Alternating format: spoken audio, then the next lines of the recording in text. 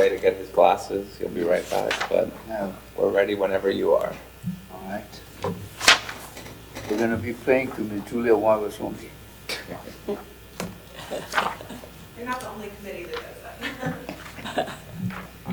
that. All right, then, I'll call the meeting to order, and let's stand, and I'll ask Mr. Rodriguez to lead us in the Pledge of Allegiance. I pledge allegiance to the flag of the United States of America and to the republic for which it stands, one nation, under God, indivisible, with liberty and justice for all. Thank you. Let's be seated.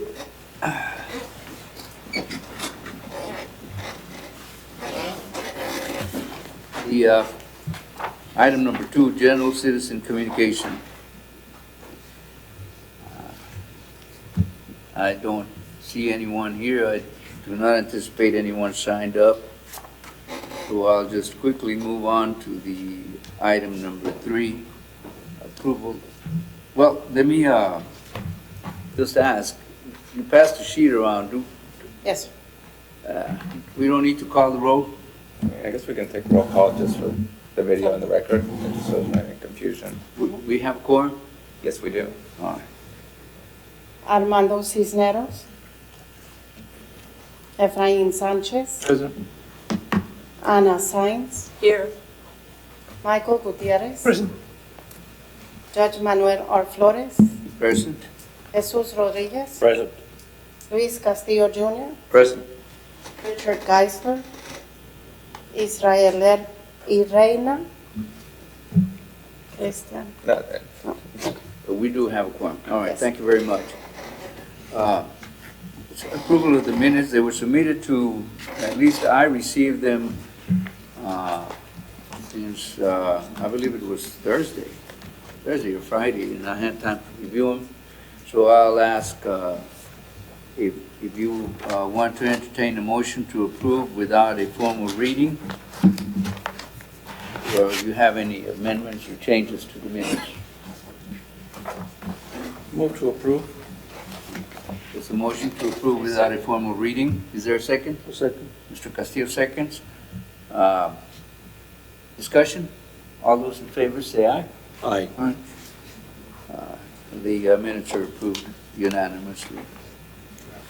Then we'll get into the items, discussion and possible action on the items that are listed that the commission may discuss and take action on the enumerated items. First is a proposed amendment to section 2.08.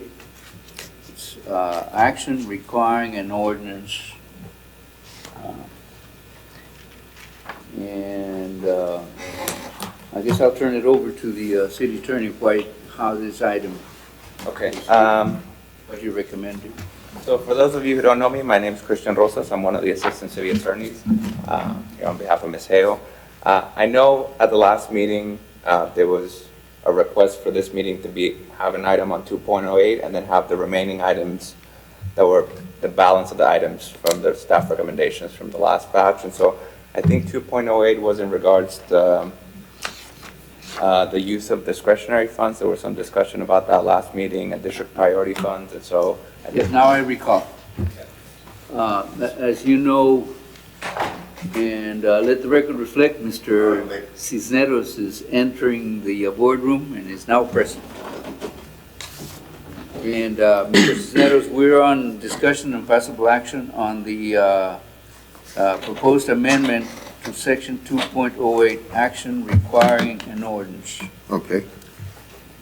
At least for me, it has been bothersome that there's this large amount of discretionary funds that each council member has. And my question was whether there should be some limits on that, on discretionary funds and the requirement of an ordinance. So I'll open it up for discussion, or if you all have a proposal. I was the one who recommended this to be put on the agenda, And regardless of the amount that they end up authorizing for themselves, I think that there has to be a process in place. Right now, there is no process in place. And that is one of my main concerns. What they usually do is they just make a motion and they award themselves that much money at budget time. So I think that it needs to be more of a formal process. More structured. Yes, sir. As I recall, Ms. Hale explained, because I was under the impression that once the discretionary funds were in the budget, that each individual councilman had the authority to spend on any city function. But she explained that no, it's still required to go through the council, and as you say, it may be a formality, but the council has to approve by majority vote how the funds will be spent on those discretionary funds. So I don't know. If I may add, Judge Castillo, in reading the minutes of the last meeting, I seem to recall, well, we haven't, but it was mentioned, I believe, by the city attorney and the secretary, that the funds had to be for bricks and mortar. That's what I read, correct me if I'm wrong. But nonetheless, I concur, I agree with both of you gentlemen, that the amount, to me, is quite excessive, number one. However, that being said, during the last conversation, last meeting, it said bricks and mortar, and I had the question, what in particular do we need to build in any of these locations, in each section of town? What has been built? In other words, I don't think that 500,000, if I'm not mistaken, designated. What has been built? Or if it is supposed to be bricks and mortar, and we've had this designated amount for each councilman, what has it been used for? I don't recall. I don't know all the details of the city. Obviously, I'm a little innocent in that respect. But is there specific buildings that have been constructed that I'm not aware of, or does everybody decide on their own? And it might be just a formality, like you said, that if they're all in agreement and they all know that they're going to spend 500,000, do they spend it? And if they don't spend it, what happens to that money? Does it get returned to the general budget? Or I do have some questions in that regard. Chair, if I may, maybe I can offer some information on that. So, as there was mentioned before, generally it is brick and mortar because it is bond money. So there is generally a bond ordinance that goes with that designates what those funds can be used for. And so, even though, and it also requires a council vote. So even though it is allocated to each council member, it does go back to the council from a vote of the majority, and it's ultimately governed by what are permissible expenses under the bond ordinance. And so that's why there's generally a requirement that it be a capital expense or brick and mortar, because it's bond money. And then in the bond ordinance, it will say the types of projects that it will be funded with those monies. And so there is a guiding principle that governs what they spend the monies on. And do you have, just off the top of your head, do you have any recollection of what has been spent? In the last year or two? I know finance keeps a tally of, all the COs and what funds are expended for each project, but I don't have Capital projects. Yes. Investment. You say it's bond money? Yeah. You see, there's no process for it being bond money. That's just at the discretion of the council. There is nothing that says bond money will be allowed for discretionary funds. That's what I mean. There is no process. So we need a process. I believe that's what we need. I know at the last meeting, there was some discussion about San Antonio, and so I did pull up the San Antonio ordinance, and I provided a copy in your packet. There's three different versions of the ordinance. That one's a little different. It is 50,000, so that was correct. But that's not necessarily for capital improvement projects. That's more for, it's called the City Council Project Fund, and so it's mostly for sponsorship of events for nonprofits or other services and educational programs that each council member wants to sponsor. And so they have $50,000. Any nonprofit or entity that wants to seek assistance from the city fills out a form, and then it gets referred to the council district office, and then they have within that discretion under $10,000 to award to each organization, depending if it meets the criteria of the ordinance. And if they want to award any one applicant more than $10,000, then it does have to go back to the council for approval.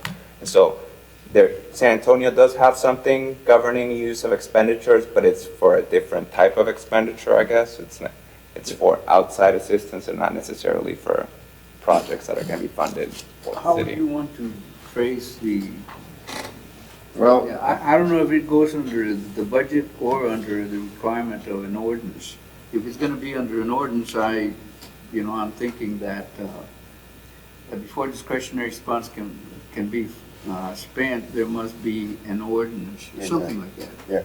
well, I would like to see an ordinance that covers the whole process, that has the guidelines, that offer, has a process by which the amounts can be amended. Right now, there is no process at all. Well, So San Antonio has an ordinance, and the city likes to fashion itself after San Antonio a lot of times.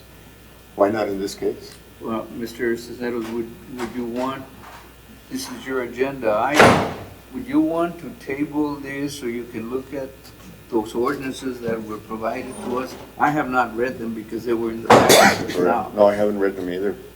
I was wondering if staff can provide us with a list of what has been done with these $500,000, at least going back at least 2 years? Yeah, I'm sure we could get that for the next meeting. It's a Okay. similar question. You want to table then? I have a few questions Yes, before the item may be tabled. First, what determines the Mr. amount? Rodriguez, let me just, for the record, Mr. Reina, Israel Reina is now in the boardroom. Hello. Go ahead, sir.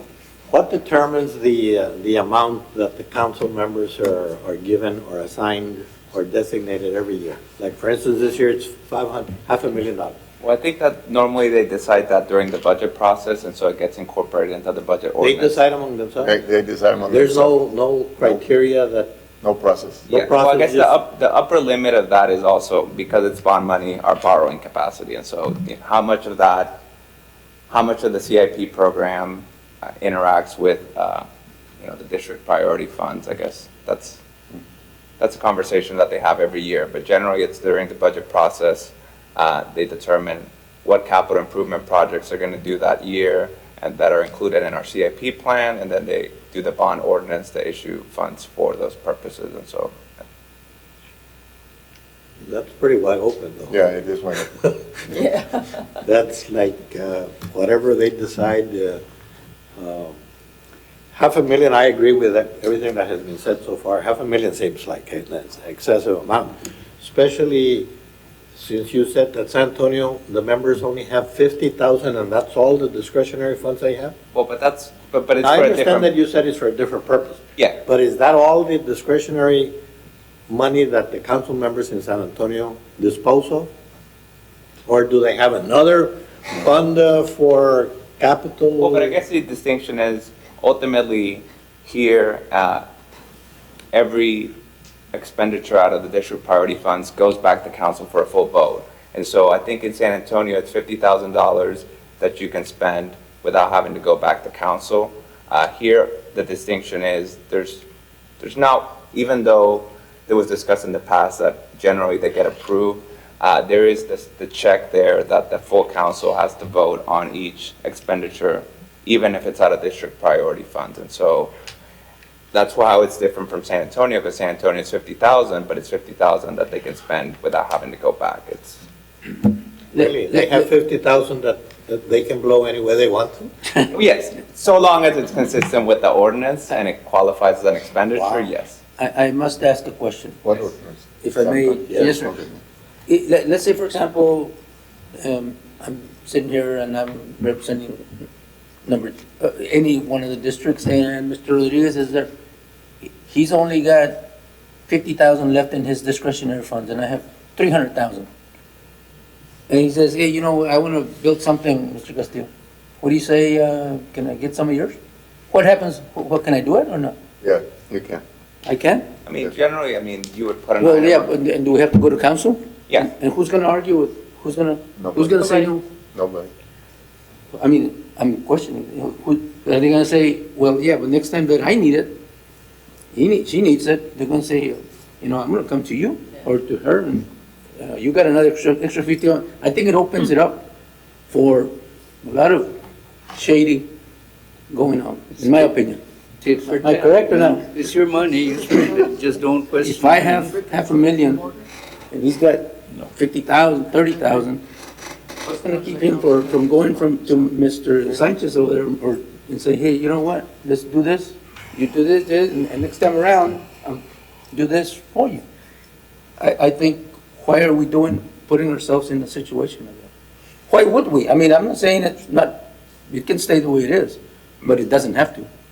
Well, and that's the recommendation that you can make, but ultimately, I mean, these are projects that they've prioritized within their district, and the whole council has to agree that this is useful use for those monies. Right. And so, if they want to contribute some of the district priority funds to help either a citywide project or a project in a different district, that's, within the discretion of the council member and ultimately the full vote of the council. I know the statue of Tomas Sanchez was funded with a lot of the funds from this discretionary fund, because my district gave $400,000 to another district, and that's not right. So So it has happened. it has happened, yes. There you go. That's my point, that's all. So, And I don't see the specific need for it, because if the project that council member so desires, staff could recommend it to the whole council, sell it if it's worthwhile, without a councilman saying, I specifically want that project in my district and here's the money. So, Well, that's generally part of the presentation at budget time. They do make a recommendation on capital improvement projects within each of the individual districts, and then they vote on what they want to prioritize for this year. And so it's not, there is a guiding principle. but This there is commission no, may disagree of whether it's an appropriate guiding principle, but there is some structure as to what they're going to prioritize each year. And so that's what staff brings forward, what we can borrow, what projects are needed in each district from every department. And so each department generally has capital improvement project requests, and so the council votes on what they include for that year's plan. Mr. Reyna? There is already a guiding principle at play here, at work here. What is it? there is, What is that guiding principle? I'm speculating. What is appropriate? I'm speculating, but it appears to me that it's a way of protecting each individual ward to be able to have something that can be spent by that councilman on that ward to protect from some ganging up and spending more money, say downtown, than Del Mar or South Laredo. And I think that's the guiding principle behind this. Well, I think that's the end. The end goal is to ensure that is going to happen. And that's, when it's done, that's what's being, that it's appropriate to do it for that, right, that way. But I'm asking, going in, opening the kitty, the community chest, and saying, what guiding principle as to what is appropriate to spend on. To me, it's very simple. I think we ought to just find a way to limit the amount of discretionary funds that they can approve in the budget, period. Well, yes, but I mean, I still ask I think the threshold question is, to me, is it limitless? Is it absolutely no discretion? I mean, I know that when judges have a discretion to make a decision this way or the other, there is such a thing as abuse of discretion, right, Judge? When it comes to money, there is no discretion. You have to be careful. Well, but I'm saying that there is a limit to what that discretion authority allows for. Well, as I understood it, the state law says you can't spend more than $5,000 without approval by the body. But anything less is, I can spend it on anything.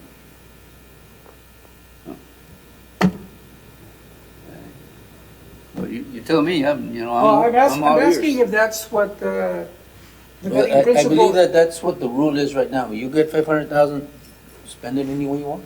That's what, Every year. 5,000 or 500,000? 500,000 Half a every million. year. You spend anything you want? that's what, Well, that's what I there's some understand. Well, not guidelines. exactly. They're right but- here. Well, wait. That's important. You just said Very not important. exactly. Yeah.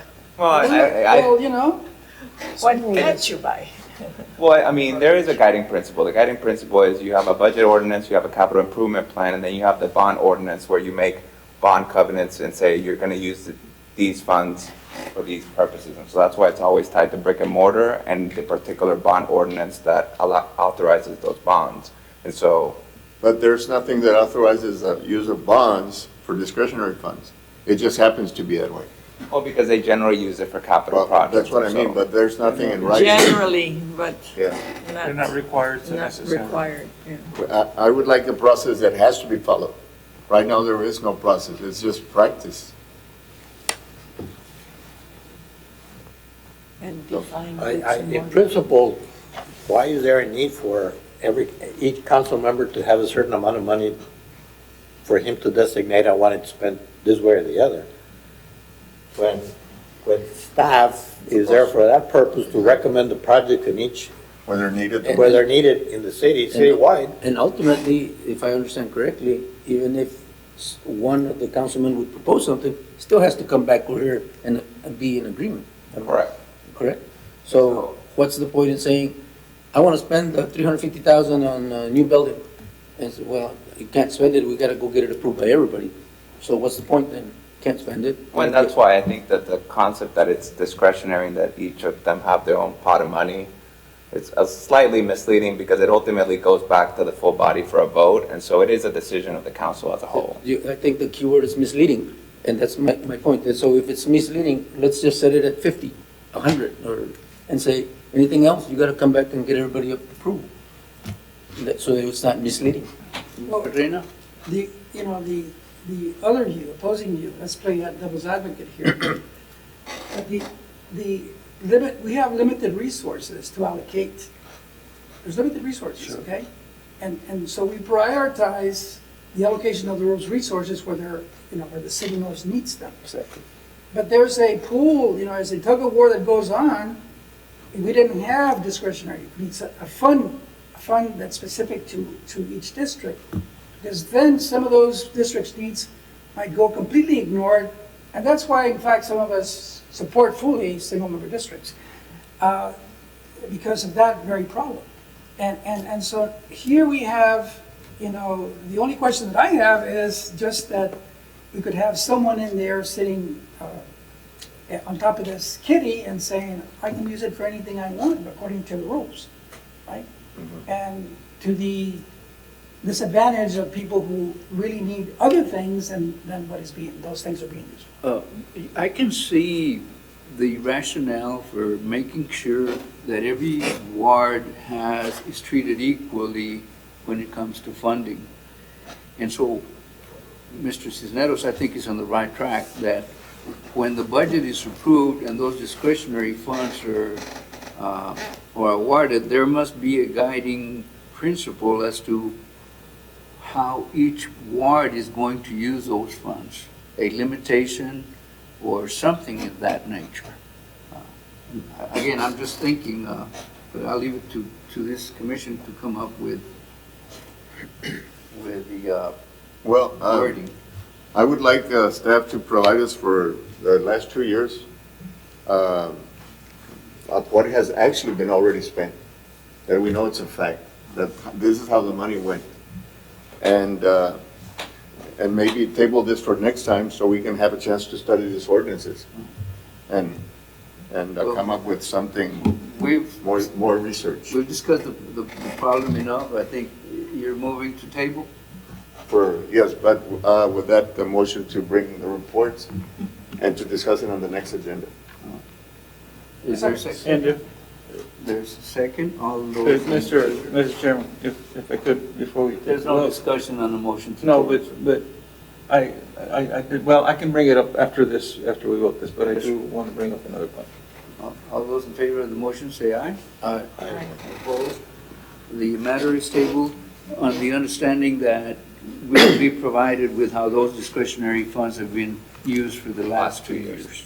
Correct. And we'll have it as an agenda item again. Yes, sir, thank you. It, You, Chairman. the last, Yes, sir. Mr. And I also wanted to see if we could have for next meeting, when this item is brought back, a copy of whatever mechanism is in place that guides the utilization as to the type of project, the procedure, how it all works, the whole mechanics of how it works currently, so we can see how is it currently stated. Okay. So in addition to the 2 years of actual, what has been spent on, what are the mechanics currently in place for procedures to allocate that, the types of projects that can be worked on, the procedures for getting the authorizations, all of that. I can do that. Chairman. Good point. Good point, yes, sir. I was going to ask if, instead of just 2 years, go back to the last election cycle, which is 3 years ago. If, instead of 2 years, at least 3 years, would that be possible? Can you do that? Well, I mean, I can ask. I'm sure per our records retention, we probably have more than 3 years, so I don't think it should be an issue for Well, finance. that's our request, that's not just your request, it's the commission's No, request. You know, being a purist, I look first at the revenues that are coming in from whatever revenue is produced plus from the taxes. And then I decide how much I need to carry out the regular functions of municipal government and fashion the budget accordingly, not just, well, we're going to give everybody $500,000 and then we'll work it from there. Yeah, it just doesn't make sense. Do all the councilmen spend the entire $500,000? I don't have that information, but hopefully the 3 years of That was report my will. question earlier. What happens if they don't? Find out. What happens to those money? Does it Do carry they over? carry over and now I got 700,000? Well, it's a correlative of government that if you don't spend it, you lose it, so you better spend it. Yeah, goes back to general. I'll move on to the next item, B. It's a proposed amendment to section 2.15.4, powers and duties of the mayor regarding a veto. And if you will look in your booklet, this is 2.15.4.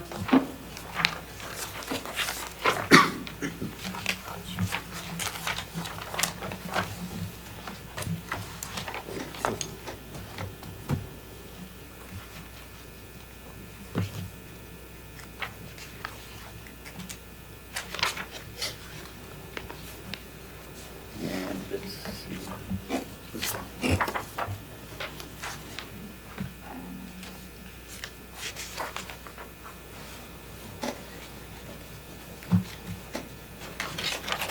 The note that we have is that the charter does not place a time limitation on the mayor's exercise of the veto power.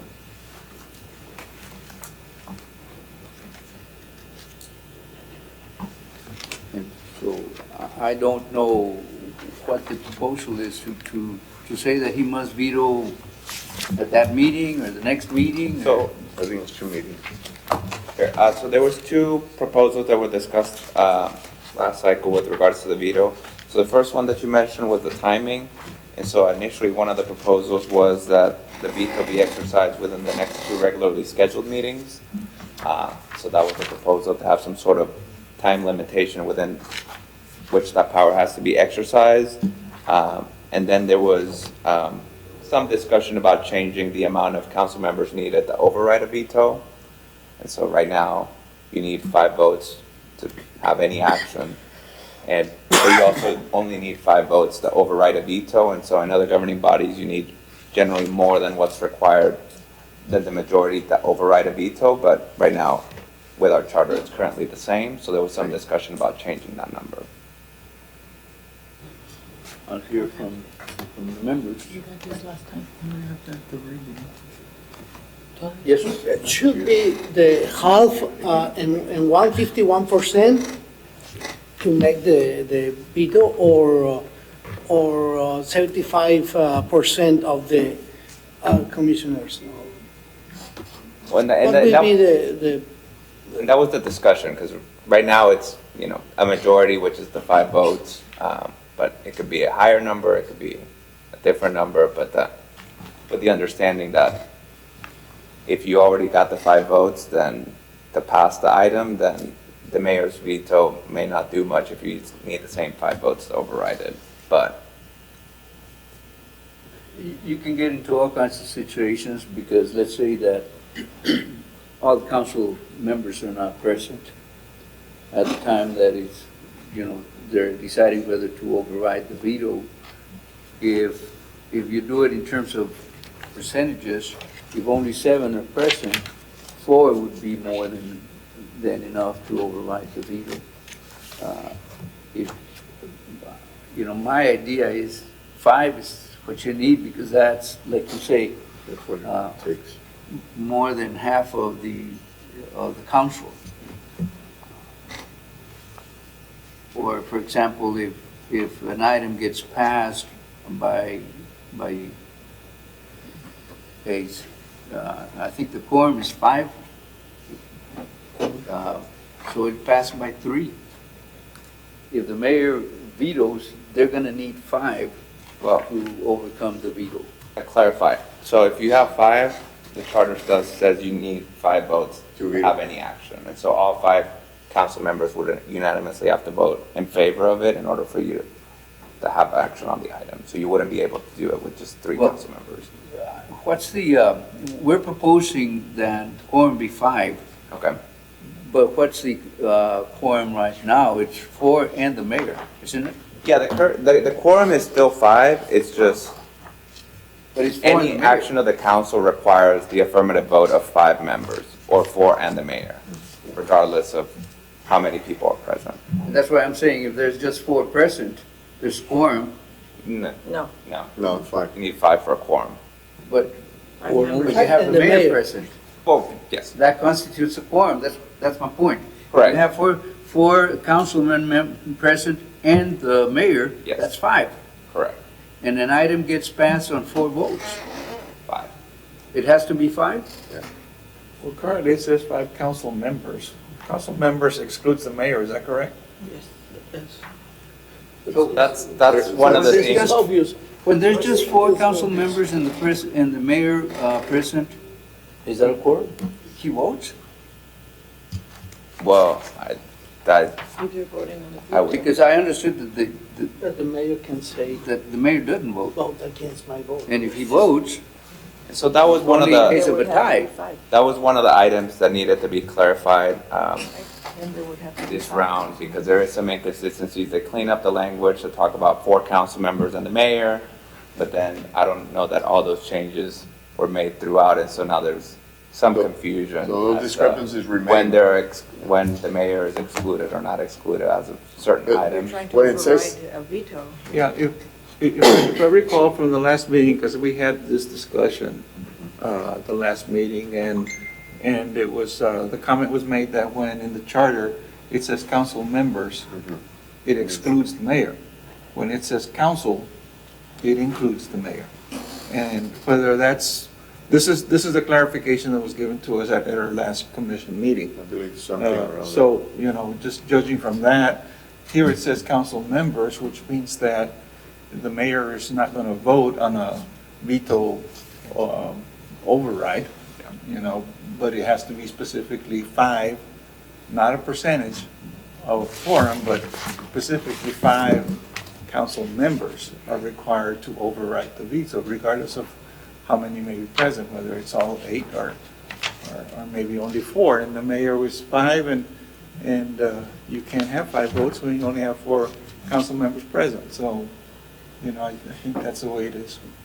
Why have those changes not been placed in the booklet, in the charter? As a result of that election, clearing up all those gray areas? That's right. Why have So they? there was a proposal, the last session to have kind of not a cleanup item, but item to correct all the grammatical errors and somewhat of the inconsistencies that were throughout the charter, that were non-substantive, but since they didn't decide to go for a charter election this round, they kind of have stayed as is. Well, at the last meeting, though, we voted that you needed 5 councilmen present to constitute a quorum, period. Right. And so that'll clear it up. You can't have a meeting unless you have 5 council members, or councilmen present, whether the mayor is present or not. So I think that'll clear it up. And as far as the veto, I don't see any reason to change. You have to have 5 councilmen vote to override the veto. Now, if you're thinking you want to give the mayor more power because he is elected at large, then it would make sense that if he vetoes, that you need more votes than just 5. But, then we're headed in the direction of a stronger mayor and a weaker council. But the Proposition F and the binder they gave us, it would allow a veto to be overridden with as few as 3 votes. Agree. Yes, and I also don't agree with that. Yes, and that's Proposition F. So I definitely disagree with that. It should be at least 5. I mean, it should be 6, because everywhere else it takes more votes to override a veto than it takes to pass a legislation. But at the very least, it should be 5, I believe. Mr. Reyna, let's see, the voice of wisdom. I'm almost as old as you. So we're just a little difference in wisdom here, age. Well, you're wiser than I am. We have to be like, quit biting ourselves in the tongue, here, because on the one hand, we say, everybody else does it this way, but, so why are we doing it differently? We talked about the recall saying everybody else does it differently, and we're the exception to the rule throughout the state, maybe the nation. We're going down to like 10% of what's voted. So let's not bite ourselves in the tongue every time we speak about these things. Either we're going to be consistent about this, right? We're going to be like doing it like Laredo does it, or we're going to be like trying to model ourselves after somebody else who does it that way or this way. So I'm just trying to for us to recognize that we're speaking out of both sides of our mouth here at times. Well, no, For some things, it's like, yes, this is the way other people do it. So we're trying to get away, stick to a weak mayor, strong council, same manager form of government. So if we went through this last time with the City Review Commission, and I think it's there. There was a history of this. It's been noted in the history of this commission that the last time we discussed this very issue, and things remain the way they are. I mean, what you see here is what survived, right? So I'm a little bit concerned that we're like beating a dead horse, right? We're going back and thinking that we're going to do it. Now we're going to be wiser and do it differently and do it better. I don't know that we are. There's no question that I would like for there to be less than 50% of votes to veto anything, to override the veto of President Trump. But that's, now there are rules for that, and those rules will survive no matter who's president, right? Because some people said that's wise to do it that way. And I think we need to respect the integrity of this process and say, whoever is, whether we like the mayor's veto or not, whoever's mayor, whoever's, vetoing this or not, we stick to the rules of veto, overriding vetoes as we have. And if the veto is absolutely, As it stands right now, unpopular? you need 5 votes to overcome the veto. Yeah. You all want to change that? No, I don't. I don't. I don't. Now, as to the timeliness of the veto by the mayor, do we need to include anything in the charter in that respect? I think it would be a good idea to set some kind of time frame. We certainly don't want something coming up 8 months later and say, I want to veto something from 8 months ago. It needs to be timely. So What would be? I think the recommendation that was given of within 2 months, Two meetings, it says. 2 meetings, That would were be, two meetings? 2 regularly scheduled meetings. Regular. yes. I think that would be a reasonable timeframe, but I think we also need to set a timeframe for a vote on an override of the veto, instead of leaving that open. So we're setting two meetings for a veto, then the override, I think, should be maybe the next meeting. It's usually done actually at the same meeting, though, right? Sometimes, yeah. Yeah. If it can be, as far as posting requirements and all that, then at the same meeting. I just wasn't sure if it needed to be reposted I see. or not. For but- Texas open meetings But records, yeah. the earliest possible to Mr. get Sanchez, do that you want to done. make a motion in terms of the timeliness? I will. Would you prefer that we talk about the veto first and then the override? Yes, sir. Then I agree with that. So I do move that we amend the charter 215 4 to stipulate that the mayor's veto must be given within 2 regularly scheduled meetings.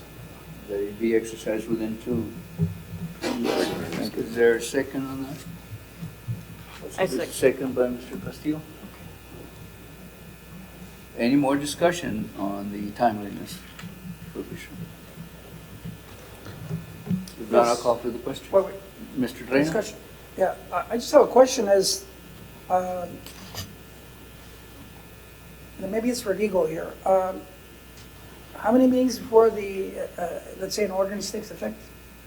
So the charter just says you can't take action on an ordinance before, so you need 2 readings. So you have to introduce it first, and then you have,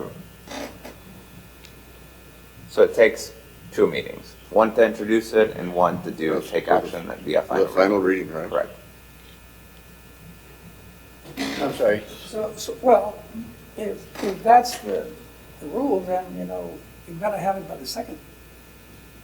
I mean, if it takes effect, that's what you're saying, it's an Yeah, but I ordinance. guess, I'm wondering if, how it plays out, if it's taken effect already, because it's passed, the second reading.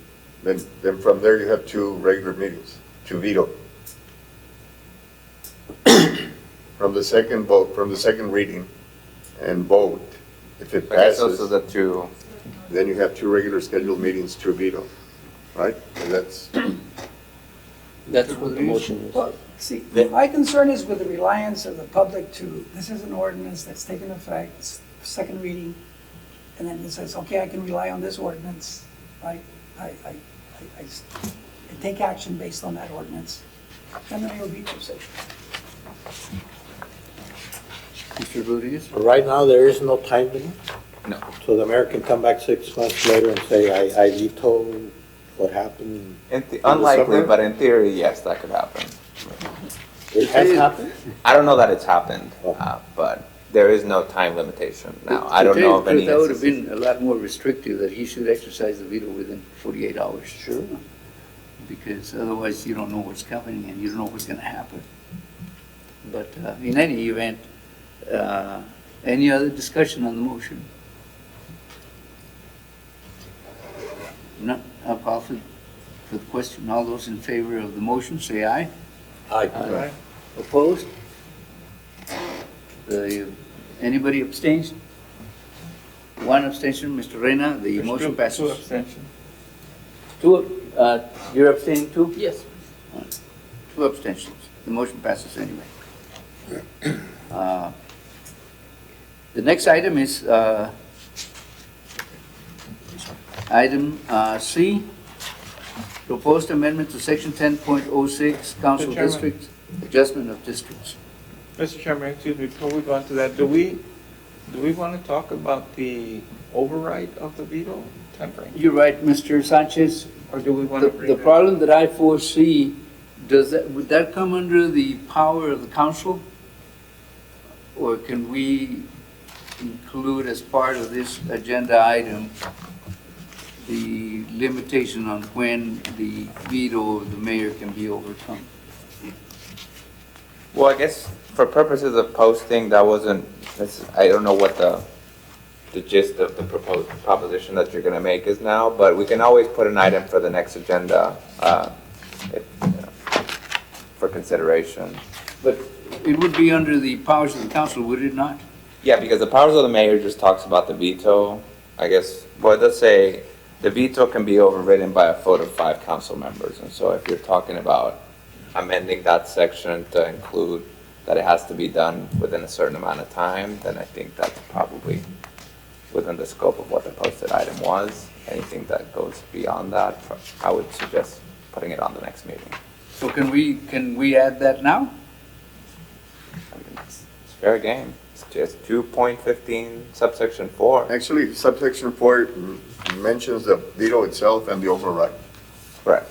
All right, So- well then, go ahead and make your motion, Mr. Sanchez. Okay, thank you, Mr. Chairman. Then I would like to move then that the charter be amended to 15, paragraph 4, be further amended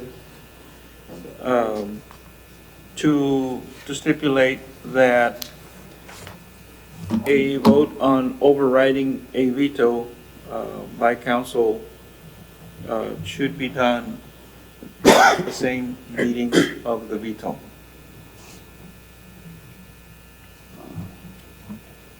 All right. That's clear enough. Is there a motion, a second? Second. There's a second by Mr. Cisneros. Any other discussion on this?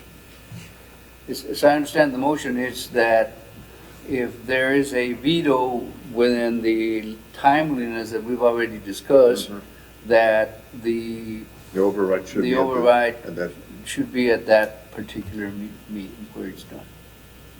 I think so. Mr. Reyna?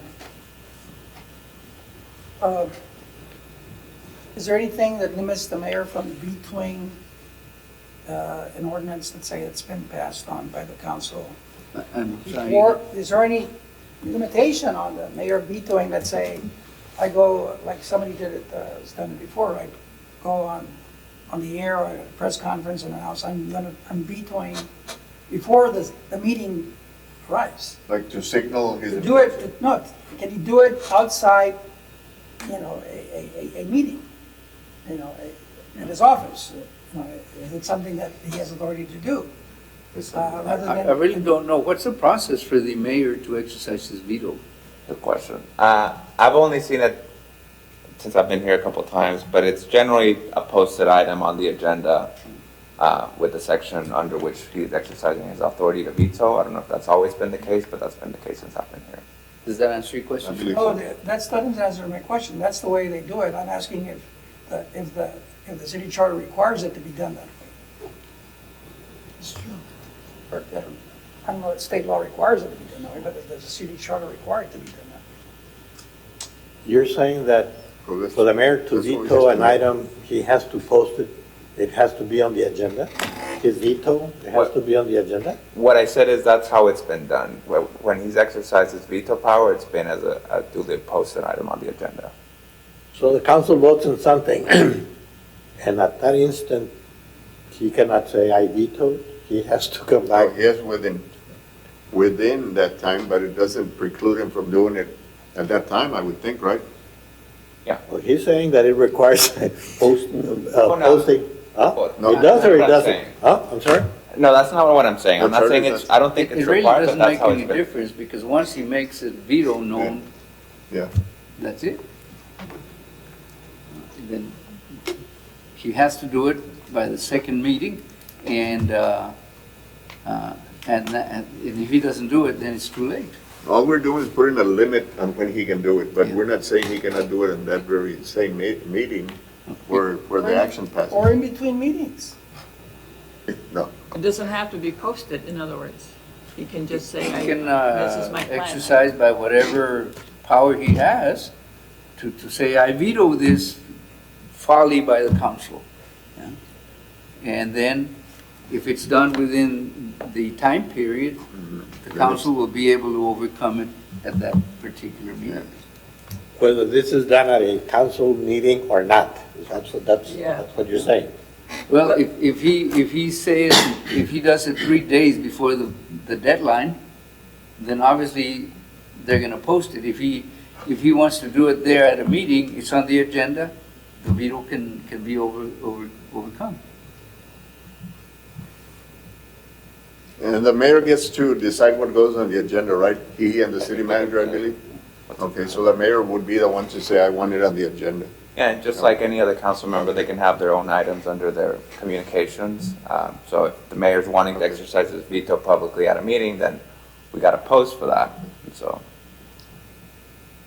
All right, then, all those in favor of the motion, say aye.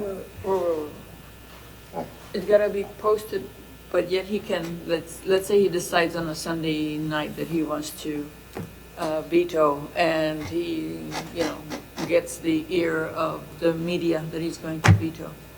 well, I mean, the Open Meetings Act says you have to post 72 hours in advance. Yeah. So if it's at the same meeting where the item is passed, then the item is properly posted, and so some other action can take place with regards to that item. But if we come back 2 meetings later, Yeah. there needs to be some notice that that's going to happen if it's going to happen at the Correct. meeting. Correct. Okay. But it can happen at that meeting, yes, okay. Any other question? All those in favor, say aye. Aye. Lackluster eye. The motion carries. The next item is the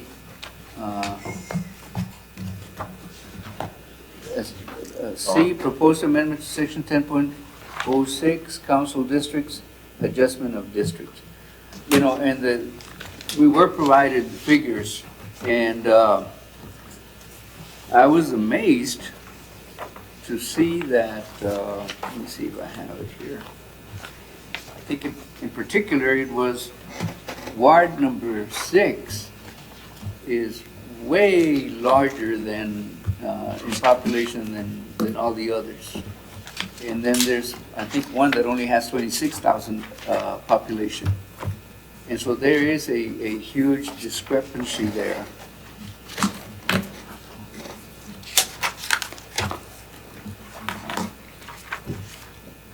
And These population figures are from the last census, right? In other words, there is no counting between censuses? Well, I think I didn't provide this information. I know it's from the city secretary's office, but it does say at the bottom there's an asterisk. Information is based on the current census and the 2016 and 2018 election. Okay, so there is a certain leeway, 10%, give or take, number of population per district. That may be why the difference is. Yeah. Is that what was that your concern, Mr. Chairman? That, well, if you will notice, District 6, and I don't know, which is District 6? What area of the city? McPherson, North north. of, Yeah, it's 35,908. Then that's the largest. The smallest is District 5, with 26,973. That's a difference, of what, about 6,000 votes?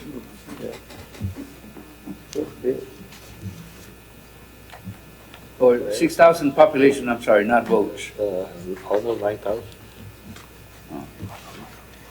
I counted about 9,000.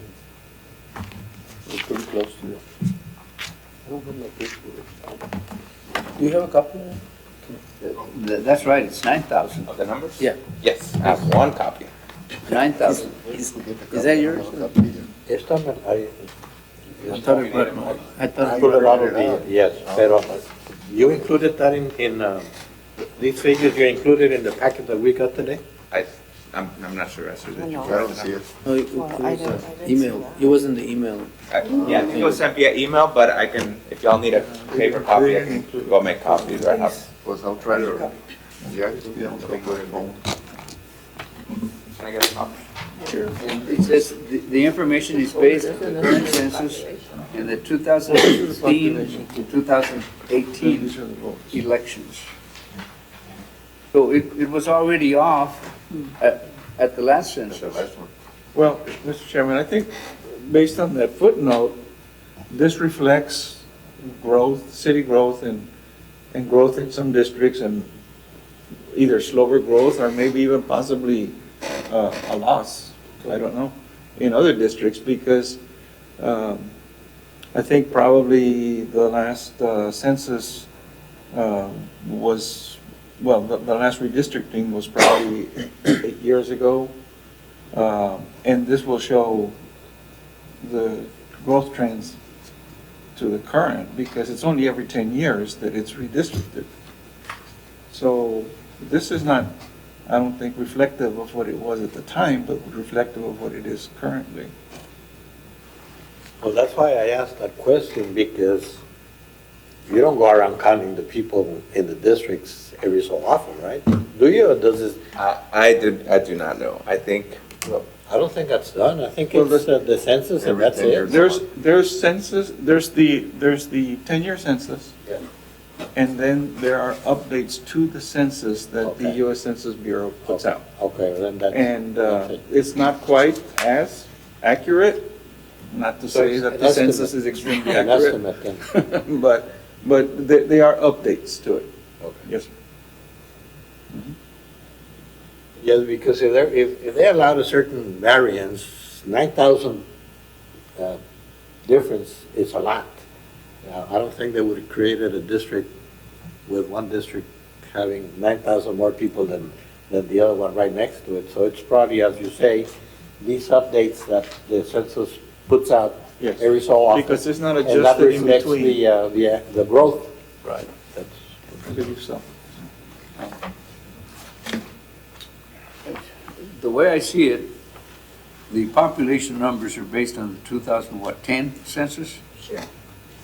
Well, And so I don't know what may have happened between now and then, but back then, if that was the population, then it says that the other data is based on 2016 and 2018, but that's the registered voters or the voters that actually voted, yes. or the percentage of people that voted. And it But- says current census, but it doesn't say what current means, like what year. The latest one. Well, the current census would be the 2010, there's no other Yes, census. that's right. The census is the census. Anything in between is an approximation. It's a guess. My guess would be that current means the last one, to 2010. Yeah. And just by looking at the disparity, I would say that it includes the in-between adjustments of the updates to that. I would think so.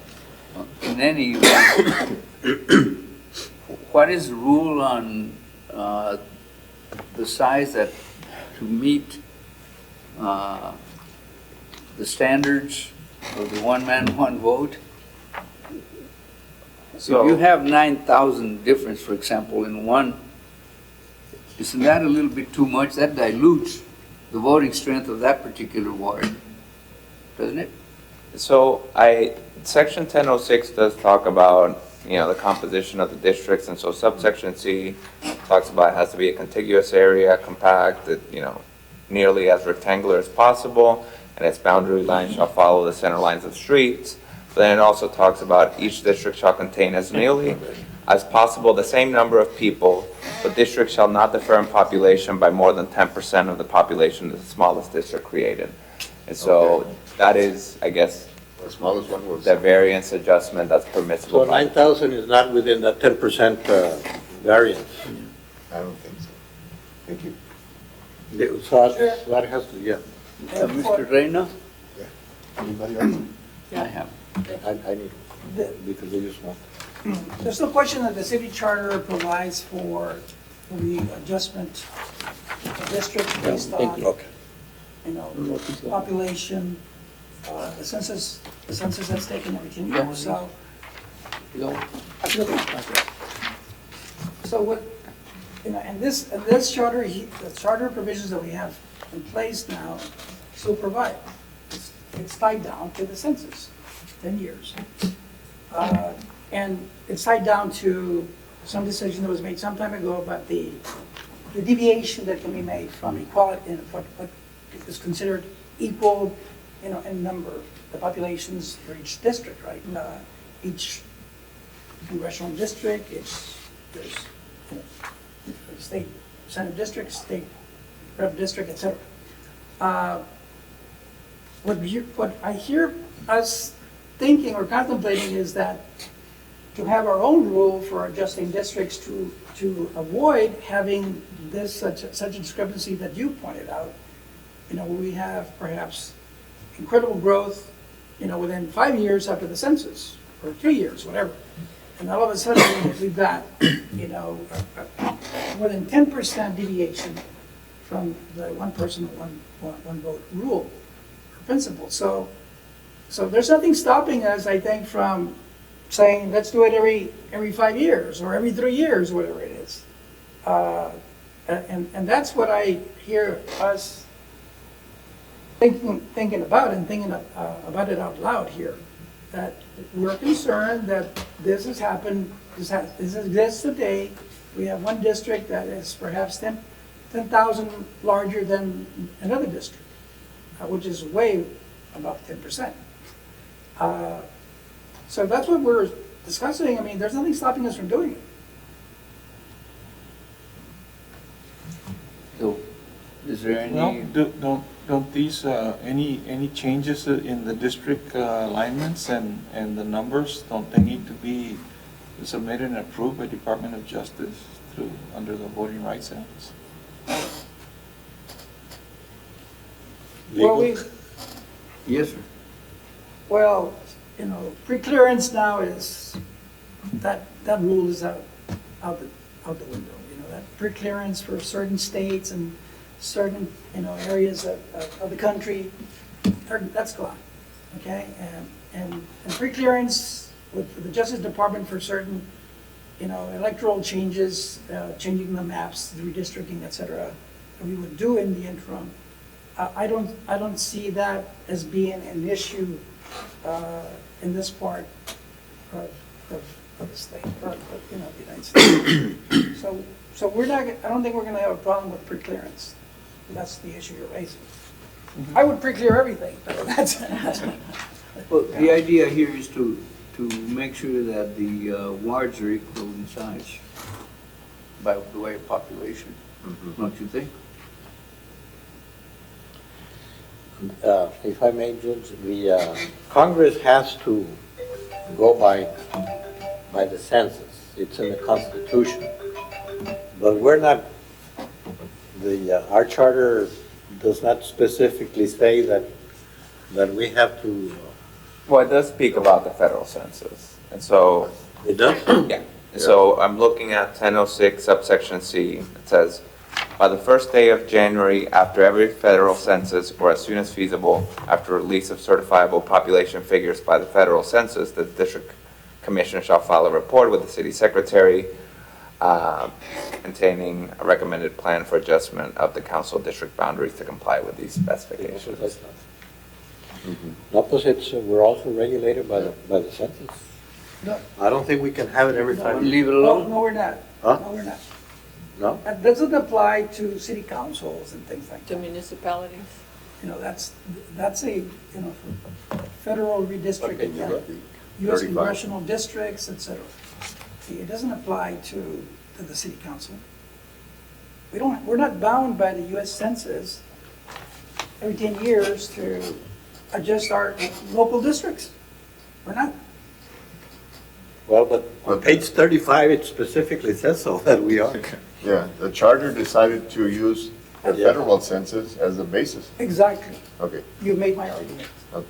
A charter, the people decided that we were going to be guided by the U.S. Census, Okay. because that made sense. Right? So But we now can we're change that. understanding now we're understanding why it doesn't make so much sense after all, when you have, you know, explosive growth in a city like Laredo. Any ideas of anything you want to do to require a redistricting or redrawing of the ward lines to equalize the population? If I may, Mr. Chair, Yes, sir. I would actually like the table, because I think we need more information before you all, so that we don't want to act unwisely here. You know? For all you know, I'm giving you bad advice. You know, and the thing is, I want to make sure that we're following, you know, what is the rule of law. Well, the rule of law is one man, one vote, if you don't know. Well, Paper is card. No, the rule of law, and the charter here, what it says, you know, whether or not we're bound by the U.S. Census or not, you know, that is a question that You want a table? yes, that's what I have. And what information would we need to get? For next time. Whether, and legal could probably get that answer, whether we are bound by the U.S. Census. Question number one. So, are we free to just go ahead and decide ourselves without concern with the U.S. Census, I guess, guidepost, whether or not? I can answer that question. We're not bound by the census. Okay. We're just bound by the population out there. Well, that's, so you're saying, you know, we have two opinions now. We share the opinion. I just said it a while ago. But the question is whether everybody here is comfortable, is confident that that's the case. And, you know, and then we need to figure out, I think, have more information in terms of, do we have the kind of data that we need to be able to locally here, accessible here with our city? Well, let me ask it this way. If ultimately I'm correct and we're not bound to use the U.S. Census numbers, what other criteria would you want to look at on how we would require the equalization of wards? Well, it's, first of all, I would say it's people, not voters. People. That's true. Population, People, regardless. illegals, Undocumented, Your Honor. and legal residents and citizens, everybody alike. Well, it'll be a lot simpler here, saying that we're all the monolithic group. I mean, we're not gonna have, you know, like in other municipalities, is, you know, if the black populations are being segregated and so we don't have that complication. That issue, Judge, has already been decided for Congress because some congressmen, exactly the same thing, are elected with a lot more votes, let's say in North Texas than in South Texas. And that issue has already been decided, that it's population regardless. If you have X number, I think per congressional district, 900,000 people, it's population regardless of whether they're undocumented. In any event, Mr. Reyna, I will recognize your motion to table. Is there a second? A second. There's a second. All those in favor, say aye. Aye. Aye. Right. This item is tabled until the next meeting, at which time, hopefully, we will have some help from the city attorney. This is serious. We also need to know how often the Census Bureau puts out these approximations. That's right. They do a profile of each community every year, I think, and they try Yes. to update as much as possible. That was gonna be my question. You mentioned that there's updates. Yes. A certain, like 3 years, 6 years, 5 years? When do they do them? Every year? I think they put them up annually. Yes, and it's available at the US Census website. You can get it by city, by county, by state. I was not aware of that. But they're not, Official. the census count, well, they're, I guess, semi-official because they're put out by Bureau of Census, but they're not the Binding. same type of count as the Actual. 10-year census is, which is a much more thorough effort. Okay. But there's still updates that are put up. And I know that because, like, I've worked in submitting many grant applications, and one of the things you have to show when you do that is your demographics. So you have to provide, not get demographics from 9 years ago, but from now. Okay. So you have to pull down that current data for the geographic area that you're living And the trends that they expect. in. Right, the historic trend. The next item on the agenda is the proposed amendment to section 10.02 nominations regarding a filing fee for candidates. And I had asked the city attorney to make a copy available to you of, out of the election code, Title 9, Chapter 143, candidates for city office. And as you know, there's general law cities where home rule, but there's some limitations on what we can do under the charter with regards to state law under the election code.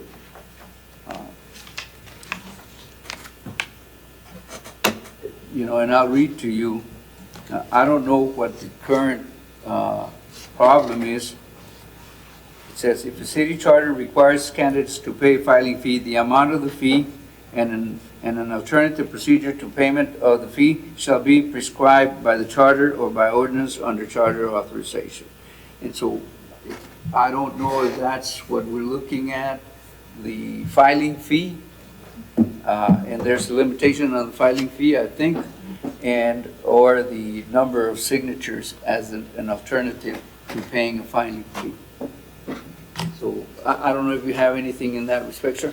So the proposal was, because I think 1002 currently just says, any person filing for office shall file an application.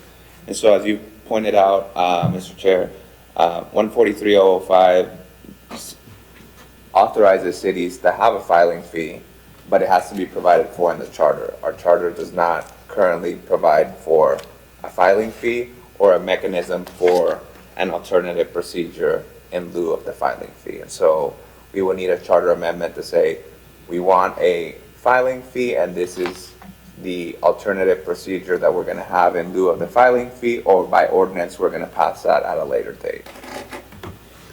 And I'll call your attention to section D, which says, the minimum number of signatures that must appear on the petition is the greater of 25 or 0.5% of the total vote received in the territory from which the office is elected by all candidates for mayor in the most recent mayoral general election.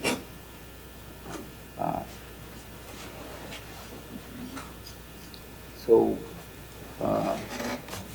it's anywhere from 25 or greater, but with that limitation. And I don't know on the amount of the filing fee, if I don't see a limitation on that. Do you see any? Not in this section, though. And as you know, some last election, there were like 10 candidates in one 11, yeah, 11. District 6. And it's great, you know, I think it's great that everybody can run, but it creates also a problem for someone not well in the head that wants to file. And, having runoff elections is expensive to the city and to the candidates the serious candidates that are running. So I don't know if we want to impose a filing fee and an alternative by way of signatures. I'll throw it up for discussion. Mr. Reyna? Well, first of all, Judge, Chair, well in the head is vague. Well in the head, limitation, a concern about people being well in the head as a limitation on who should be running for office. I mean, we have that question running the presidency right now. So I'm just, I don't want to be facetious here, but the thing is that the more, let the flowers of democracy bloom, I want less limitations on people's, opportunity to run for office. I think that, if we have a crazy one, and I'd be a crazy one if I ran for office. I'd be, I'm not agreeing with you. No, that's, you can agree with me because I said it, But, we need a variety of voices out in the democratic spaces, and so if a poor person, can't, might have great ideas, but is not well known, doesn't have the funds, he might be able to manage 25 signatures on a petition to as an alternative to file for office. We want those people to come out. I mean, I do. And so, I'm just making a pitch for the minimum limitations on having people in filing, for office, to get candidates. Any other opinions or anything you want to propose? Or we leave it alone? I agree that we should not put restrictions, especially monetary, charging people to run for office. If there was something that if anything, I would require like a background check or something like that, that would have to be turned in with the application. But, I mean, if it's that, or, you really want everybody to be able to run, then people cannot be held back by their past if they've, come along and are now good citizens. So I'm against any monetary, limits. Well, and the flip side to that, just being, for discussion's sake, if you don't have the money, a minimum amount, and you can't collect a single signature, why are you running? Why are you taking anybody's time? So I would have thought that, at least being able to, in lieu of a filing fee, whether it's $25,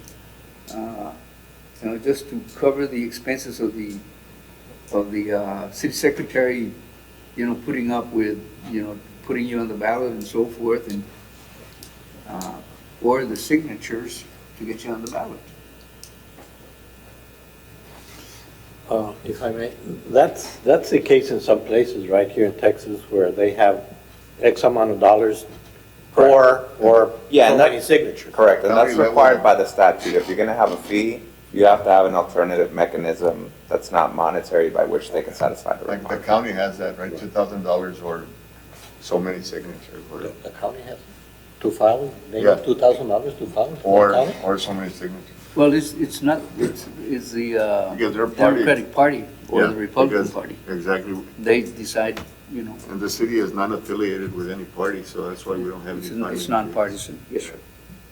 So, I agree with Mr. Reyna that as many people as should be allowed to run.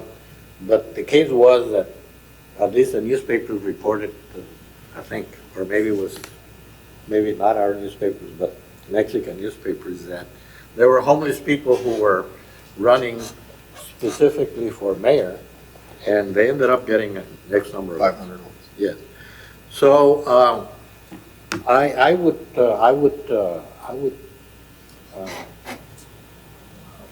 place a very small nominal fee, and in lieu of that, X number of signatures. So you're right that if you can't get 50 signatures to begin with, why are you running?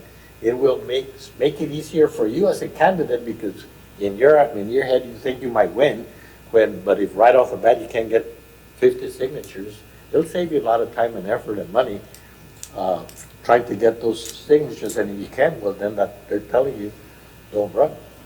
So I would be in favor of that, a small fee and X number of signatures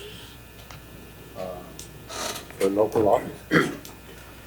Mr. Reyna? I just want to register my objection to, and with all due respect, to your designating or identifying homeless persons that ran for office. Yes. So what? You know, I know a lot of people who are even educated that are homeless as we speak. You know, homelessness is not a criteria to disqualify or discard somebody else. Yes, you're absolutely right. Okay? And so I vociferously object to that reference to homeless persons. You know? Okay. And, No, you're absolutely, I stand correct.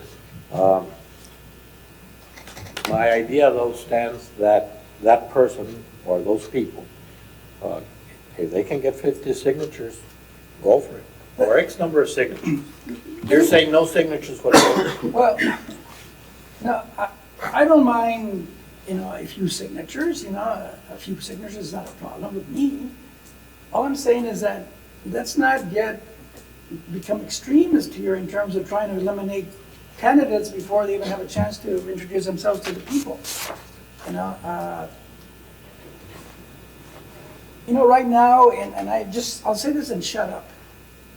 Right now we have the Democrats, you know, running a presidential, you know, campaign nominee contest. 1%, when their polls show 1%, they've been able to get on the debate stage. 1%.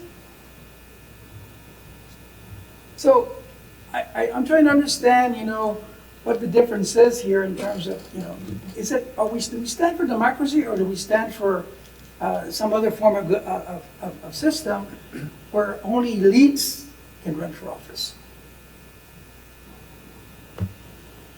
Mr. Cisneros? Well, I think a good argument would be the information they gave us. In District 6, 2018 election, there was 10,235 voters because of the 11 candidates that ran. In District 8, there was only 4,198 where only one candidate ran. So I think that speaks for itself that we should not hinder people from running. I think more people would vote. Go ahead, Mr. Sanchez. Go ahead. Mr. Sanchez? Thank you. I just want to, state that, I agree that I wouldn't want to put barriers that might be bigger barriers to some people and maybe not to others.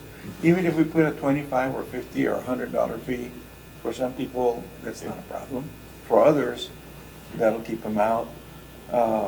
It's kind of an artificial barrier because it's not, $2,000 fee would certainly set you to thinking, but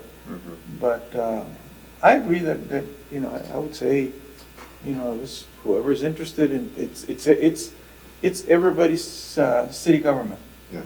And regardless of what their financial background might be, that doesn't mean that they don't have good ideas. For all we know, they could have better ideas than some people that are better off financially. And as far as the signatures, well, if you're going to do signatures, then do signatures for everybody. But again, if I want to start running and I haven't really been in the public eye, you haven't had a chance to listen to my ideas. And you'll never get a chance because I'll never get the signatures because people don't know me enough to sign. But if I have a platform where I can then state, this is who I am and this is what I plan to do and this is what drives me, then, you might have a different view, and who knows, I might make it all the way through. So at this point, I agree, we've had a couple of elections here locally lately where we've had a big number of candidates. I know the mayoral race, I know one of the city council races, we had a bunch of candidates come out. Yeah. And yes, you know, it's not unwieldy, but it's a big group, it's a big size group. I don't think the city needs $25 and $50. I mean, they got a $500,000 discretionary funds each one. We shouldn't be nickel and diming $25 or $50 because the city secretary needs money for whatever. I mean, that's budgeted. So, you know, that's my view. I would rather just, you know, leave it open, you know, as it is right now. And, you know, I just don't see any problems. I see maybe inconveniences that there's so many people out there and, you know, sometimes it's hard to keep track of everybody. But, you know, that's just the process. Any other observations? I had a comment, Mr. Chair. I am in agreement with what Mr. Sanchez just said. Putting limitations or putting obstacles to have someone come up with either financially or go get 25 signatures or 50 signatures, those I think would be at a detriment, would hold us back as a democracy, because if that person does have, in fact, good ideas, they will never get heard. They will never be heard. I am of the opinion that we should leave it open, and if it's 10 or 15 candidates, so be it. They'll filter out as their platforms get scrutinized and you know, subjected to scrutiny. Democracy has a way of doing it by itself. If you get 10 candidates and 3 are not up to par, they're going to walk away. As Mr. Reina just mentioned, there's 10, 12 candidates right now, or whatever, however many there are. And they're going to find a way of filtering out. So my opinion would be to not put any monetary or restrictions. And one other thing, we set it at $25, and the next election is 50, and the next election is 250. Before you know it, you got to come up with a hefty amount, otherwise you're not going to run. That would be a concern also. Thank you. Yes, sir. Yes, but if you want to represent someone, you need to have people with you. I agree about the fees, it's not necessary, but you need people with you to be democracy. You can represent nobody if you don't bring somebody behind you. And what is the cost of the election if we want to pay the people with the taxes, pay that election with the people who just want to make a sign and I want to be represented to somebody? I think should be limited of this thing. I agree with put 100 signs or 50 signs to be represented in this. You mean signatures or? Signatures. Any other observations? If not, we'll go on to the, I don't think there's a motion that. Well, since the council, this is a proposition, what is this proposition? This was under, the initial printout was under Amendment T, filing fee, that specifies that similar language in San Antonio, Austin, Arlington, and El Paso city charters. I would recommend that I would motion rather, that we recommend that the charter not, that the city council does not adopt it. It's on their list of what they're trying to do. So So your motion is that this commission recommend to the council to not Correct. seek to Proposition T. to impose a filing fee or alternative procedure to be set by ordinance. That is correct. That would be my motion. All barriers. One second. Second. There's a second. Any other discussion? Call for the question. All those in favor of the motion, say aye. Aye.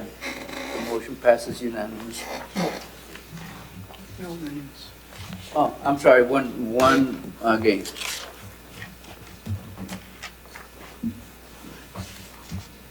The next item is E, proposed amendment to section 12.02, the Ethics Commission. Last meeting, we discussed some of the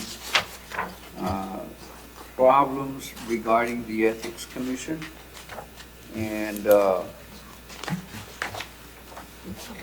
it was clarified that the Ethics Commission has no jurisdiction to entertain a violation by council of the city of the city charter.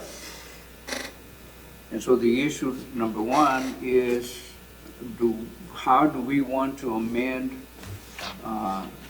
the provision regarding the Ethics Commission, the creation, and also the creation or the nominations to the Ethics Commission. And Judge, I believe we had already voted last time for the charter to be incorporated into the Ethics Commission. To work by a violation of the charter would be a violation of the ethics ordinance. I think we already voted on that.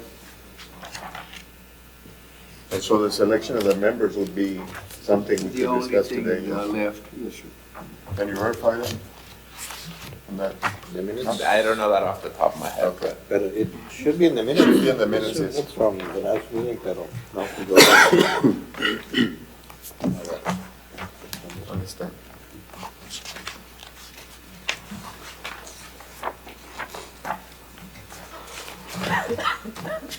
What's the section on this? 1202 It's on page 6. and 6, okay. F, section 1202, Ethics Commission.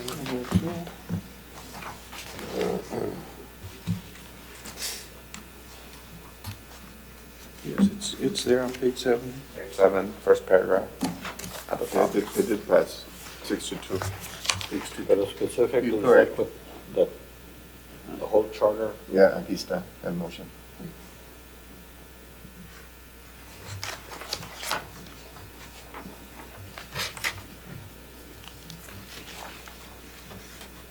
So the formation of the committee itself would be. And I don't know what we could do in terms of amending how the current provision says that each council member nominates one person to serve during the term of office of that particular elected official.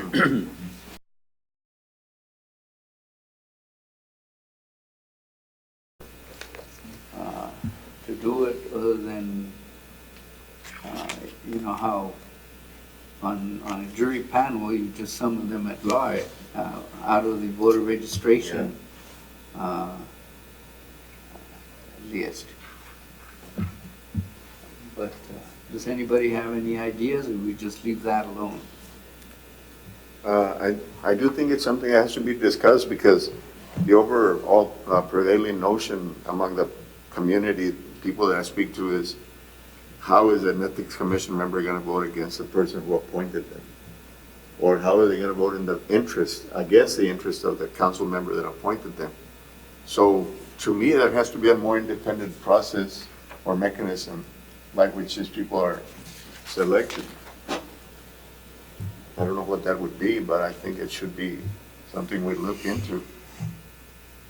Well, that's why it was tabled from last time. But I know that on a grievance committee in the county, it's done in a way that there's the commissioners or any of the judges or anybody has any influence on how they get appointed. But here,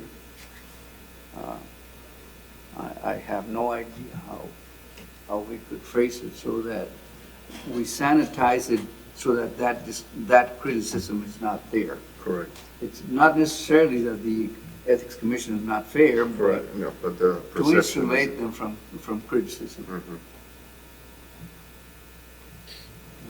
In the Anybody have case, any in the ideas? case of the one that generated all that criticism, in the case where Vish was fined by the Ethics Commission, I think 2 members of the commission recused themselves from hearing and deciding, right?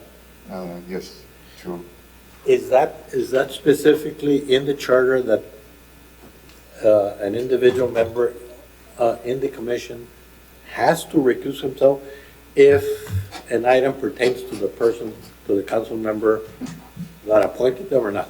Yes, so both the qualifications and the issue that was raised by Mr. Cisneros are addressed in our ethics ordinance, and that's what should say in the note for the proposed amendment, because there were some discussions about having some qualifications for the ethics committee members, and so you can't be a city employee, official, you can't be a public official, you can't be a candidate for elected office, an official for a political party, campaign treasurers, members of any other city board or commission, a spouse, parent, child of a city official, or convicted of a felony. And so that's the qualifications portion of it. And so on the section on recusal, it does say that an ethics commission member may not participate in any official action or any complaint that involves a member of the city council who nominated him or her for a seat on the ethics commission. And so if the person that's involved is one of the council members that appointed you, then that person on the ethics commission has to recuse themselves from any action on that item.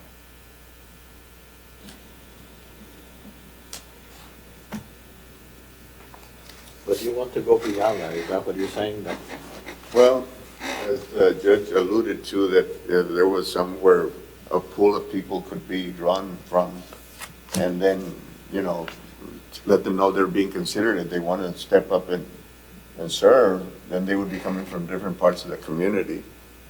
But I really couldn't come up with another suggestion, as far as the actual process itself. And the idea is clear, but the process is muddy. We don't know exactly, all those things are already put in there, safeguard. So,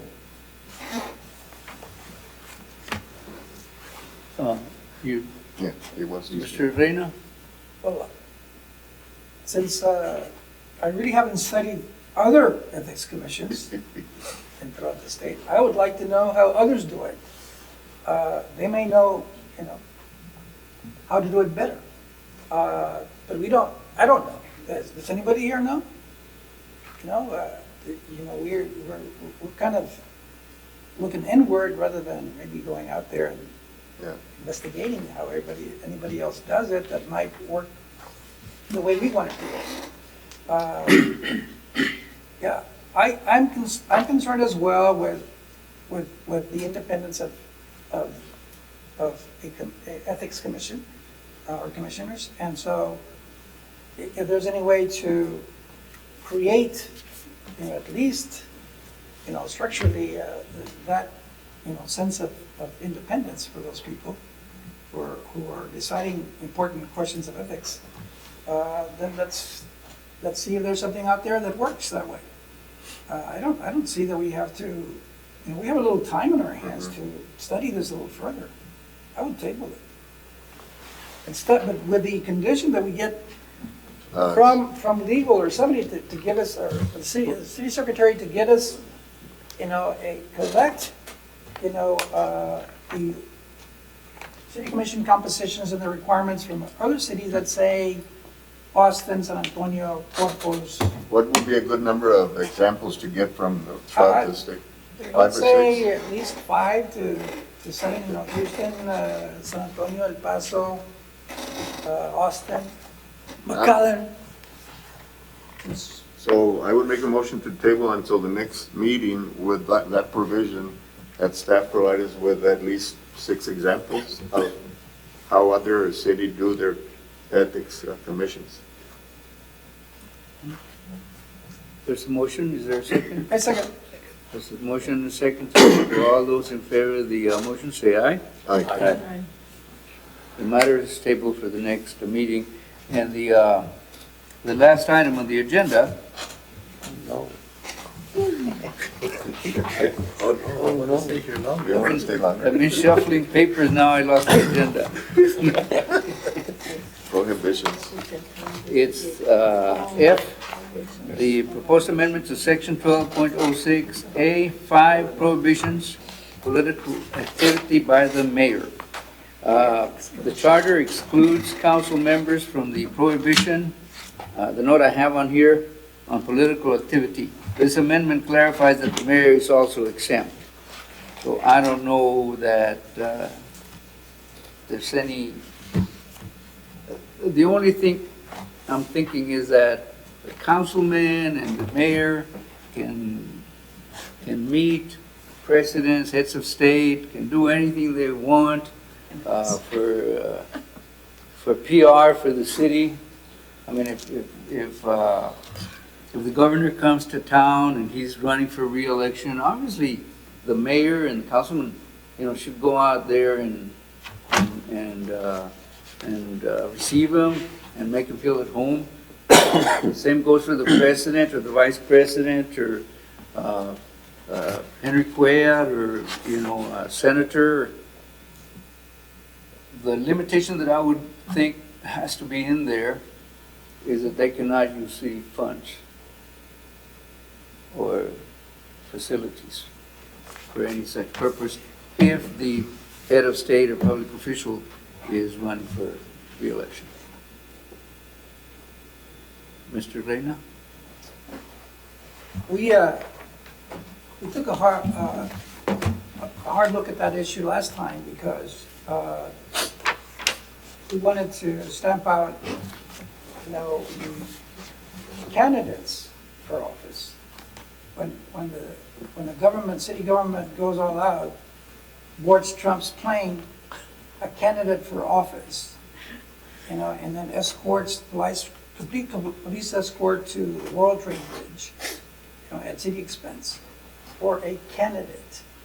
We said, that cannot be true, that we're paying for that candidate's exposure campaign activities. And so we threw that out, and that didn't go on the ballot, but we threw it out, we put it down, we passed it at this type commission, and said that we should do it that way, we should stamp it out, and then the council didn't put it on the ballot. But that's been a concern for some of us from some time back. So, you put your finger on something very important. The expenditure of taxpayers' money to engage in those activities that will be basically, a massage, political massage, ego massaging exercise, campaign massage between people in office. It could be the governor, it could be the president, and we understand that, the reception of a government, of elected officials versus candidates. Any other comments or any motions that you want to make in that regard? Comment? This item here only specifically says the mayor. Says nothing about council members. Well, it says that Okay. this would amend the city charter to clarify that the mayor is also accepted, maybe they meant exempted, from the prohibition against political activity. So in other words, it's clearing the mayor to also be able to do political activity? No, but I'm saying here, Prohibiting. It says he is exempted from prohibition. So That's the proposal. that's what the council wants. W.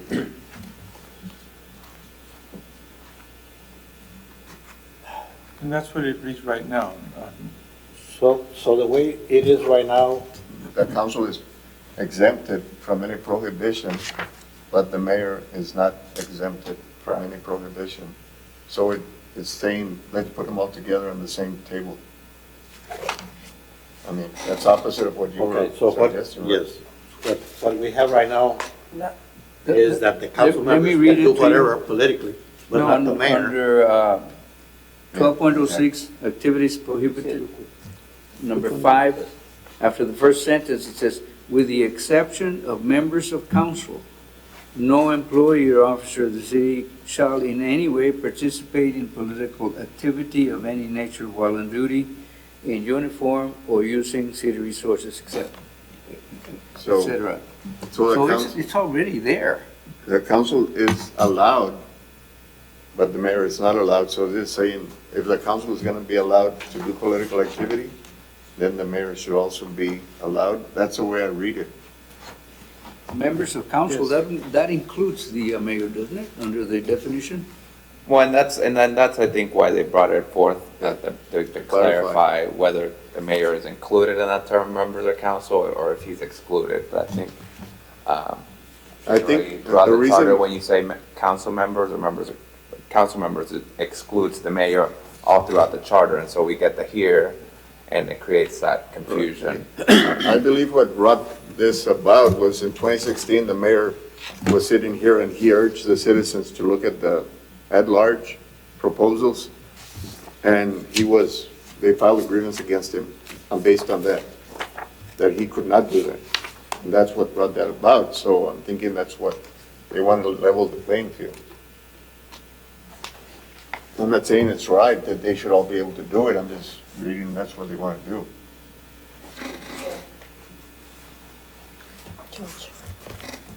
Dos más centavos, Mr. Chair. Mr. Two Reyna. more cents. When I made reference to the, mayor at that time and other people, personnel, city personnel, boarding the Trump train, and et cetera, as a candidate, expenditure of city resources went into that, and that's what we were trying to prohibit. When we have candidates, an expenditure of city. Political activities is very broad. Campaigning, he would have gone out campaigning with city resources to contribute to not pachanga, carne asada. That's what we need to be concerned about, I think. Yeah, he's got his, his limousine out waiting for him, and his own limousine, his own gasoline going out campaigning, and he's free to do that. I don't think that we can stop him from doing that, or the mayor, whoever it is, she or he. But I think, my concern has only been that, where you have the expenditure of city resources, city dollars to campaign for a candidate. And versus a reception, like the head of state that comes to the city, like anybody else, that's different. There should be some expenditure for that purpose, but not for candidates. That's where I think, because those political activity definition is very broad, and it just seems to me that that's broad enough to cover any type of campaign activity for even candidates.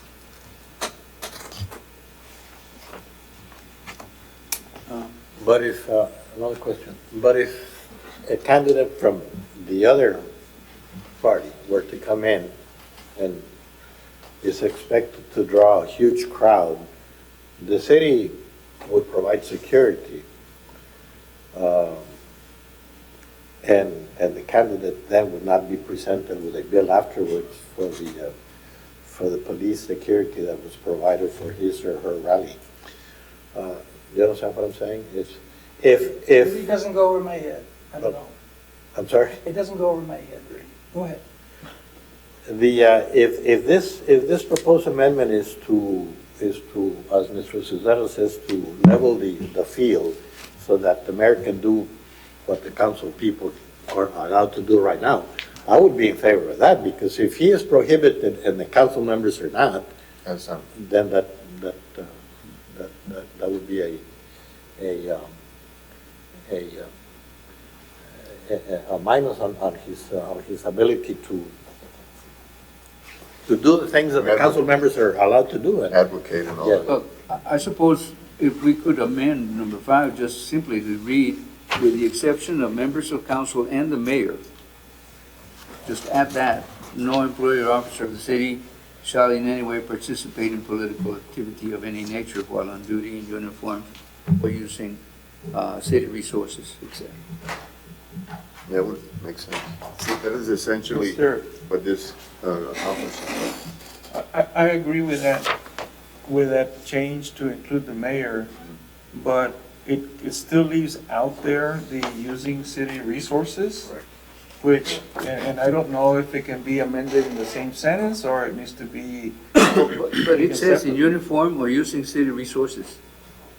Well, they're What you want to say is that they not be able to use any, okay. Yes, sir. I see was that the city and the council, the mayor and the council can participate in any political activity, but not use city resources in any way, shape, or form. But even his time is resource of, we pay for his time. Then I guess it would be at the end, saying that the city and the council may participate in political activities of any nature As long, as long as they do not use any city resources. That would be okay? That would satisfy your concern?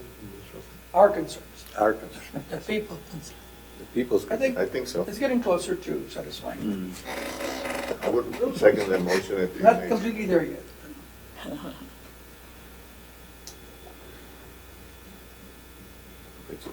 Participate. Did you get it down? And we have a video. There's a motion and a second. Yes. Any discussion? And look, it's to me, it's very simple. Motion is? This is, there's a history behind this. In the old days, in times of the independent club, employees were required to contribute to the party for the future political campaigns in exchange for having a job. And they also were required to campaign and do all kinds of things, carry votes during working hours. In this day and age, nobody does it except the sheriff's department. Works well for And him. they still couldn't get the new jail. I shouldn't have said that, but it's, Me neither. but it's the truth. There's the one coming after you. But it makes sense that the mayor should be able to be the voice of the city, to do the PR for the city with the heads of state and other politicians, and likewise for the city council. And they're not working. The only time they're on the job is really when they're here presiding. And so it makes sense that they be exempt, provided that they not use City resources. any city resources. So with that said, That would be any other discussion? All those in favor of the motion, say aye. Aye. Aye. Opposed? It's unanimous? Aye, aye. Even Mr. Reyna. This time around. You must be hungry. I must be getting better at this. Oh, future agenda items. Well, we tabled almost everything for next time, right? Almost everything for me. Not everything. Any other item that we need to consider on the recommendations of the council? So I think that was it for the council recommendations, if the commission wishes. I think our office has some suggestions that we would want to bring forward for the next meeting, and we can also reach out to all the departments and see if there's any issues that they've encountered charter-wise that would require an amendment, and we can bring forth those for the next meeting at the.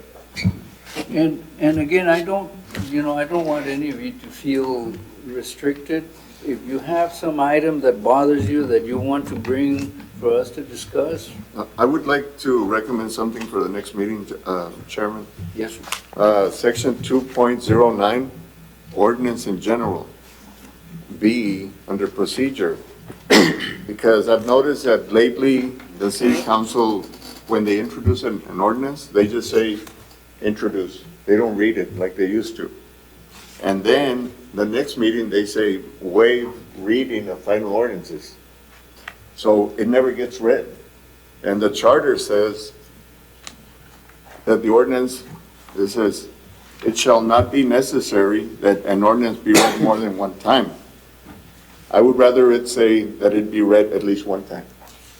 You want to put that on the Yeah, agenda? if for you can next put time? that, please. I agree with you. Thank you. Well, but I can read it silently. No, but I wanted to be read Well, publicly. I want you to, we should express it that way. Okay, to be read aloud or publicly, I don't know Yes. what Well, would be whatever the words Formal reading? make it, formal give that reading, effect that yes. it be, read Okay. out loud, Can you please amend that, Chambers. Mr.? Yes. Thank you. Yes. No, I'm just, No, Yeah, that's we a read great it. idea. we read It's a it. great idea because the way it is right now, that's what gives an opening, right? Be read So, aloud. yes, to be read aloud, formal reading, or to be read aloud, that'd be the best way to go. And we can discuss it next time. All right. And again, appealing to the press to make that extra effort to inform the public that if they have any ideas concerning the charter, to come forth as quickly as possible, because we may not have too many meetings down the road, and so the sooner the better. Would Well, there be there's any gonna other be way a lot to? more meetings. I'm sorry? There's gonna be a lot more meetings. There'll be a lot more I have a meetings? stockpile of things to come. We need You to said get that the them. last time. Maybe I'll have more. Did you No. propose, did you bring any of that stack? I have them because I made them last time. You're already ready to go. All right. I just In need a any little time. event, we're going to include, it's unanimous, we're going to include this item that Mr. Cisneros Sure. requested, along with all the other items. Yeah. And I strongly agree with that one, because, they go unread, and you go like, Exactly. and you're shuffling the paper, like, what was that? What was that? Yeah, so No, see, thank you. that's to an informed public, because we consider ourselves Exactly. I think informed. that's the focal point, that the public. It knows if- what's if- going on. If it's read out loud and in front of the camera here, Correct. it will be announced. Yeah, so aloud on is a very record, yeah. crucial word, yes. Thank you. Motion to adjourn. anything else you want to say, or otherwise I'll ask for the motion to adjourn. Motion to adjourn. Second. Motion and a second, all those in favor say aye. Aye. We are adjourned until next we meet. What? So you've done that the last two times, huh? Oh, next week meeting.